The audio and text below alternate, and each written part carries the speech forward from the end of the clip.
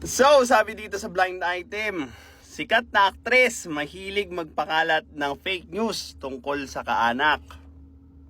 Now, this is your lifestyle coach Mark, and let's dive deeper doon sa psychology ng chismis. Well, this is your lifestyle coach Mark.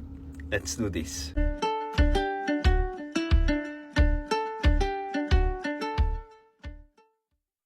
Now, usually when someone is doing something, the best thing that we could view it is kung ano yung goal nila.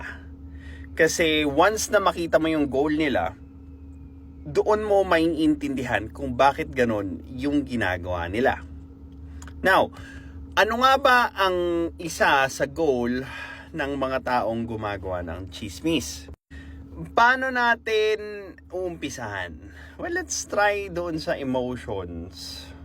'Di ba? Ano ba yung pwedeng maramdaman nila towards doon sa mga taong ginagawa nila ng chismis?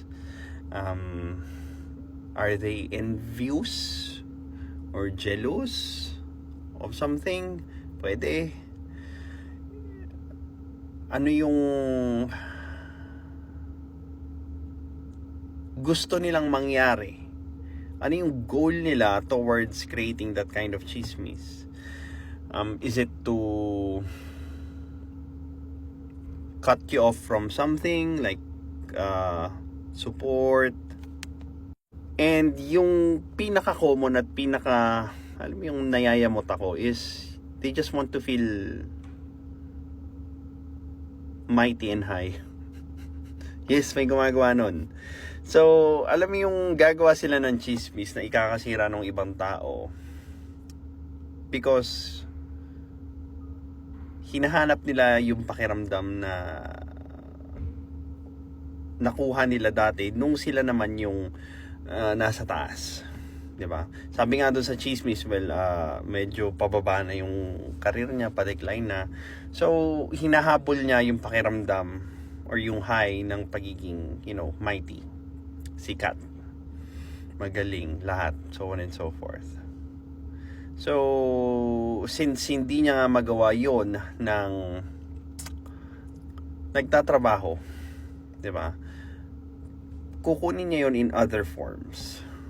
Kasi ano na siya naka-program na siya or sinet niya yung mind niya to actually claim that kind of feeling as a goal.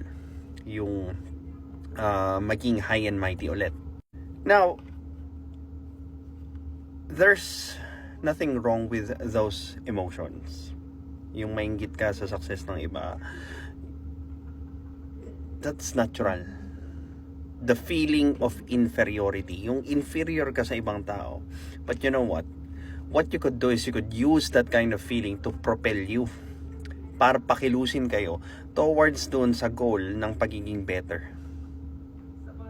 And instead of remaining with that kind of mindset, what you should be asking for is, what can I do to improve myself so that I am going to be worthy of the goal that I want? That's the better question para sa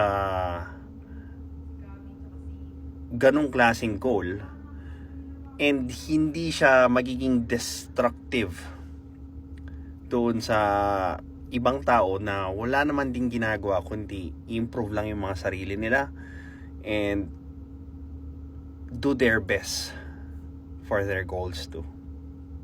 Well, imbis na manira kayo, you could book a free clarity session so that we could check if we could work together towards your goal. Mas masaya yun kaysa gumawa tayong chismis. Okay?